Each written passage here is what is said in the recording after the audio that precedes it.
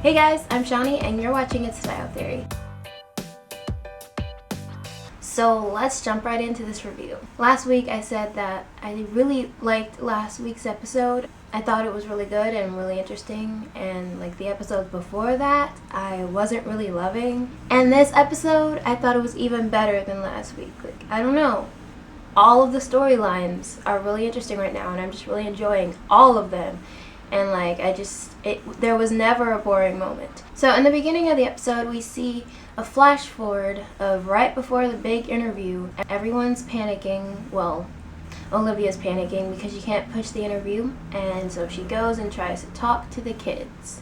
And then we flash back to 24 hours earlier. President Grant and Mellie are getting ready to have dinner with their kids. I was excited because, yeah, we've never really seen them, but Mellie and Grant seem really, really nervous, and they want to seem like they're a perfect, happy couple and everything. And then they go to this dinner, and their kids are, like, giving them the cold shoulder. They're clearly not happy with their parents. They're clearly mad about something, but Mellie and Fitz try over dinner, but it doesn't really go well. Olivia and her team start working on trying to bring down B613, and Olivia's dad calls her like, you need to stop. If it wasn't for me and my connections, you might be dead right now. They know you're looking into them. Quinn and Charlie talk in the car because Charlie knows that Huck paid her a visit, and he's like getting super protective and stuff, and he's like, do you want me to kill him? Because I will. I'm starting to I've always like wondered what was that thing that made Charlie and Huck different, because I've always noticed that there's just something about them, and I think I figured it out. I think the difference between Charlie and Huck is that Huck enjoys killing people and Charlie doesn't. He leaves his work at work. When he's with Quinn, or just when he's not working, he seems like a really nice person, and he seems like just a lighthearted person, and he seems like he wants to be normal. He doesn't seem like he has all these problems, or that he's always working so hard not to hurt somebody like Huck is. And I don't know what the reason for that is, because I mean they both went through B613, they were both agents, Charlie still is. I guess it's just a mental thing, and Charlie was just like more able to handle all the things that he has to do. I don't know. Okay guys, so I'm really, really, really sorry if you can hear my parents talking. They're home right now, and there's nothing I can do about that. Okay, so Olivia finds out about Mellie and Andrew, and she tells Andrew to stay away from Mellie, which we can all tell he's not gonna do. He says something about glass houses. He's like, glass houses, Olivia, glass houses. Then Olivia finds out what Fitz's son has been up to. He has like this whole anti-Fitz Twitter account and everything, and he has followers and stuff, and like as he's talking to Olivia planning the interview, he's tweeting to this account.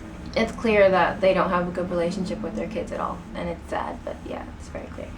Then their daughter catches Mellie and Andrew, which is really unfortunate. Jake comes to the White House and puts the president in his place.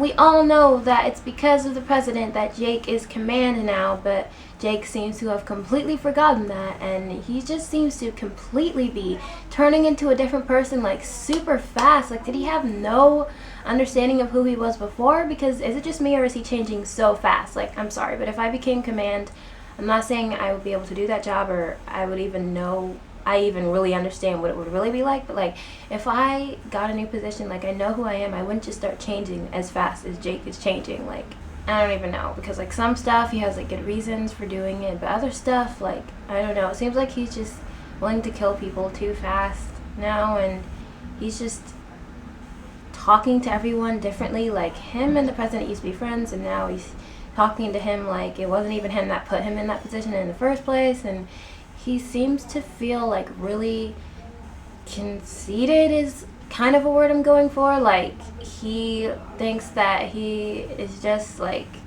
God, like he just, because he knows how much power he has, and I think the power is definitely getting to his head. Yeah, we see that again when he talks to Olivia's dad. I cannot believe he had the nerve to talk to Olivia's dad like that. And of course Olivia's dad put him in his place, sort of. Yeah. But yeah, I was like, you have some nerve. And then he went as far as to say, now I know that when I kill you, I have to do it myself. I'm like, what? You're threatening to kill him now? That's not what your job is for. You're not supposed to just threaten to kill people that you're mad at. Moving on, we see Adnan Salif and Olivia's mom, and yeah, so we see in this episode that Adnan Salif, she wants to escape the partnership she has with Olivia's mom because of what's happening with it and how scary it's getting. And then she goes to Olivia for help, but then later on she takes files from Olivia's computer as if she was just faking that whole thing.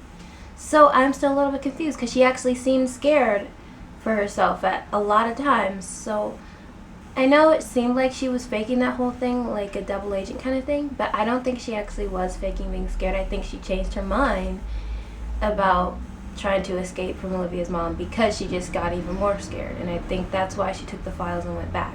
I don't think she was planning that the whole time. There was that scene where she went to Harrison and almost asked for his help. Then yeah, in this episode she actually does ask for his help. Like, I think she actually is scared, but she doesn't feel like there's a way out or something. And then yeah, Cyrus in this episode seems that he's just still dealing with James's death. They didn't show the funeral, which I was kind of hoping for, but it's okay. And then Harrison gets hurt when Adnan Salif leaves. Something happened to Harrison and we don't really get to see if he's okay or what happened to him. Melly and Fitz have that huge argument, and she was so close to telling Fitz about what his dad did to her. And oh my god, I knew she wasn't going to tell him. It would just have been too good. Of course, Olivia had to interrupt. I think she would have told him if Olivia hadn't have interrupted, or if Fitz had have kept saying, "Why are you doing this, Melly? Why are you doing this?" or whatever he was saying. I think that she's going to end up telling him in the next episode, or like definitely soon, because of this argument. And I think the writers know, and we all want her to tell him what happened.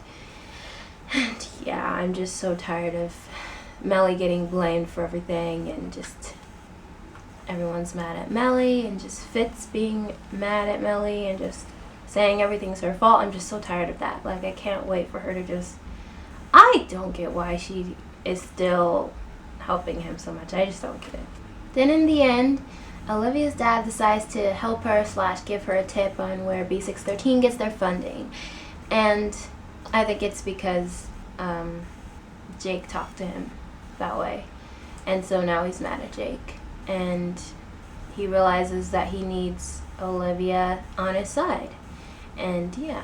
And then in the very end, we see that Adnan Salif and her mom think they're ahead of everyone with the new files that they stole from Olivia, saying all the exits in the White House, all the Secret Service agent hours, and all the details that they need to know for security. But thankfully, B613 is one step ahead of them, and they're like watching them. At least I think that's what I saw. And so yeah, we don't have to worry about that. I want them to get caught. I mostly want Olivia's mom to get caught.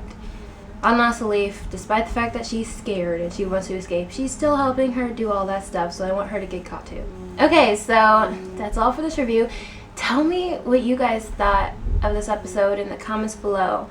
And if you enjoyed this video, please give it a thumbs up and subscribe, because I upload new Scandal reviews every Saturday. And if you watch Pretty Little Liars, I also do reviews of that every Thursday. Visit my channel because I also do a lot of other cool videos on other days of the week. And that's it. I will see you guys next time. Bye. This episode I thought was better than the last few episodes. It kind of felt like the old pacing was back, and like the old like fast-paced storyline